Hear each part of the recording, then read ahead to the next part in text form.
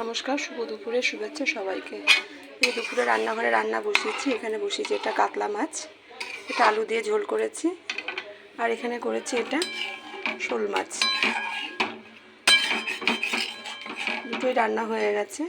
আর এখানে করেছি থোড় ঘন্ট, আর করব নিম বেগুন। বেগুনটা ধুয়ে গুছিয়ে রেখেছি, নিম পাতাও গুছিয়ে রেখেছি, এটা করা হয়নি। এবার এই দুটো ভাজা বাকি আছে। ঝোলটা হয়ে গেছে, এটা নামিয়ে দেবো। আমি অনেক দিন ধরে ভিডিও দিইনি। আমার অনেক বন্ধুরা আমার কাছে জানতে চেয়েছে যে আমি এতদিন ভিডিও কেন দিইনি। তার কারণ হচ্ছে মা মারা গেছে। আজকে আমার কাছে 19-20 দিন হতে যাচ্ছে মা মারা গেছে। গেল রবিবারে আমার কাজ মিটেছে 11 দিনের মাথায়। কেননা আমার ভাই নেই, মুখে আগ্নি আমি করেছি, ওই জন্য কোনো ভিডিও দিইনি। আর আমার মৃত মানুষকে নিয়ে ভিডিও করা একদম ভালো লাগে না। যে মানুষ মারা গেছে তাকে নিয়ে ভিডিও করা, ভিডিও দেখানো আমার একদম অপছন্দ, আমার একদম ভালো লাগে না। যার জন্য আমি ভিডিও দিইনি। তো মা হঠাৎই আমার কাছে ঘুরতে এসেছিল 2 দিন থাকবে বলে, কিন্তু মা হঠাৎই চলে গেছে। আমিও বুঝতে পারিনি যে মা এত তাড়াতাড়ি মারা যাবে। যাই হোক, ওনার কাজকর্ম সব মিটে গেছে। অনেকে জানতে চেয়েছে কেন দিইনি, এই কারণের জন্য আমি ভিডিও দিইনি।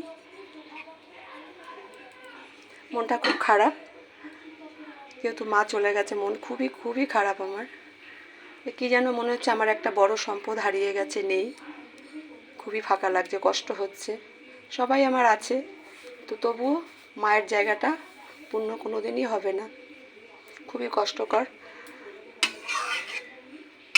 মা মাই হয়, মায়ের জায়গা কেউ নিতে পারে না। খুব কষ্ট হচ্ছে। মা ঘুরতে এসেছিল আমার কাছে থাকবে বলে কদিন।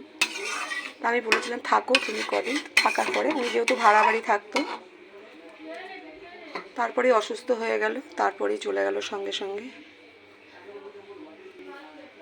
আজকের মতন এইটুকুনি। ভালো থাকবেন, সুস্থ থাকবেন। নমস্কার।